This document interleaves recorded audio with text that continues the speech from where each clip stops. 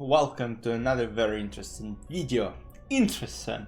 It's a word for a reason, because we had a lot of controversy since Gukesh became a world chess champion, and this controversy was caused by Vladimir Kramnik, who was on his Twitter account posted, quote, you'll see it on your screen, no comment, sad, end of chess as we know it.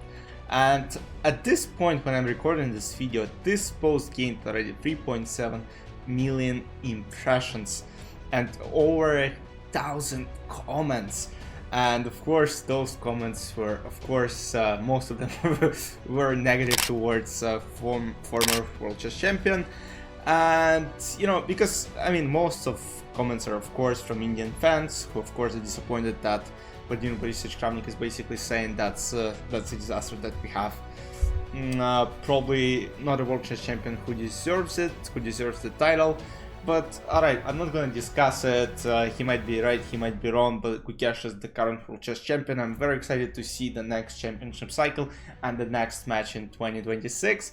But a few years ago, there was a show, World Chess Armageddon Championship Series. And in the winners final bracket, Gukesh Damaraju was facing former world chess champion, who wasn't doing any of his cheating allegations at that time, Vladimir Borisovich Kramnik. And so first two games finished in a row, and this was the Armageddon game of this match. Gukesh with white, Vladimir Borisovich only needed a draw to secure a win in this match. So as you can see, he started with 4 minutes while Gukesh started with 5. So let's go and check this game out. Knight c3, knight f6, we have French defense. Of course, you gotta play very fast and precise, as this one extra minute, matters a lot. And as we can see, Gukesh here is not afraid to go to main French lines, not like in the match he played with Ding a few weeks ago. Queen d2, queen b2, rook b1, queen a3, knight d5, queen a2, rook c1, rook b8. It's already a mess. It's a complete mess. And look at the time, guys. I want to pay attention to the time. So he spent 42 seconds on move rook c1, and now they're almost equal on time. Once again, guys, if Kramnik draws this game, he wins the match and proceeds to go to the grand final. But bishop e2, c takes d4, knight d4, bishop b4, c3, and Vladimir Borisovich Kramnik managed to go to the endgame and pay attention to the time, because 3:26 against 3:21, it's not that huge of an advantage. Bishop c5, rook b1, castle, knight d6, now threatening to, not even knight c6, because then takes, and still, equal endgame. Knight d4, bishop d6, take d6, and now white have two bishops, some pressure, but still the position is very, very bad. Knight f6, king f3, d6, rook a1, knight d4, rook a7, knight d6. So Vladimir Borisovich was trying to exchange and trade pieces as much as possible. He knows the only thing he needs is a draw. Bishop e5, rook b7, rook a1. Once again, you might ask, oh no, the knight, but the point is, guys, this would only lead to a position where honestly white have no chances of winning whatsoever. And Vladimir Borisovich spent quite some time, trying to get this position, and now he is lower on time, which cost him, some bad things in this game. f6, bishop c7, rook f7, takes, and now takes on b6. Even here, Gukesh is still one pawn down, but he has two bishops on the board.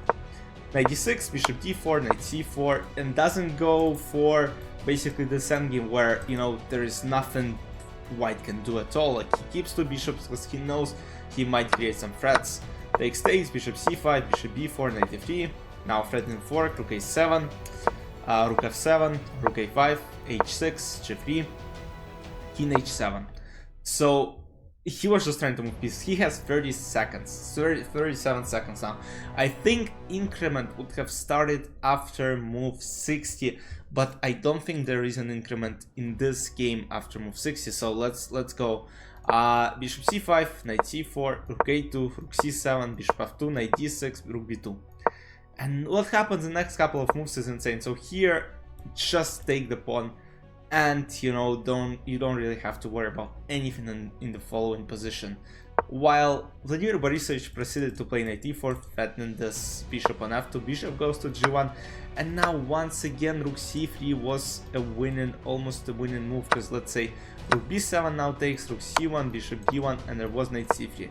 And what happens is after king d2, rook d1, he would have taken the knight to this bishop, king takes the knight, takes this bishop, and of course you can't really lose this one. Alright, you have 29 seconds on the clock, but it still should be enough to make a draw. That didn't happen. Knight c3, bishop d3, e4, bishop f1, knight a4, and now something insane happened. Bishop c6, bishop d4, and look, now it's very important, because on the next move, 25 seconds left, Vladimir Borisovich was trying to trade pieces, it's like, you know, bam, bam, bam, and make a draw. Here, this knight is restricted by this bishop. Bishop on d4 has absolutely insanely good square on d4. And Vladimir Borisovich plays one move blunder. 25 seconds. 25 seconds he blunders as well. And plays rook b7. And now the point is, after rook b7 takes, bishop b5, there is no way to protect this knight on a4. And as you can see, it says Gukesh has won. But the problem is, the game continues, and I'll show you the rest of the game. But it's insane how these bishops, being 2 pawns down, they managed to take the knight and proceed to play an extra piece. So the game continued. King g6, bishop a4, king f5, bishop d7, not letting this king go further to h3. King g6, king f2, bishop a6, king f3, bishop c4, g4, h4. So he had enough time to convert it.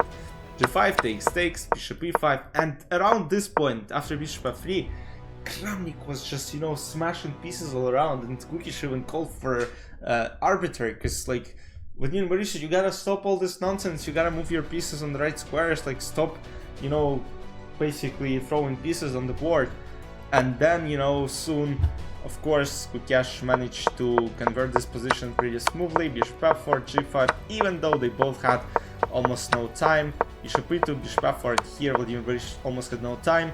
And, you know, maybe stalemate, you know, but after g6, you know, he finally resigned, he had no time, his position is lost, there is no possibility of any stalemate, because now king can go this side and just go around the board, wherever he wants. And what happened was Gukesh won this match, and then won the final against Vladimir Abdusadorov, and proceeded to win this World Chess Armageddon Championship Series. You know, it was a, like, you know, little show, they had these heart rate measures on them, but yeah, there is a history between those two, and I'm not sure, I mean, yeah, Vladimir Borisovich doesn't like the fact that, alright, this match had, like, let's say, low quality games, but, you know, it's human. Yes, we don't have Magnus, unfortunately, but it's Magnus's choice. Yeah, and we won the best quality chess in the match, but who knows what might happen in 2 years. Maybe the next match, and guys, I'm telling you, the next match will be probably a lot better in chess quality than this match. So give me your thoughts in the comment section. I know a lot of people probably will write, yes, Gukesh, Kramnik, write these comments for me, please. I'll see you in the next videos. Bye bye.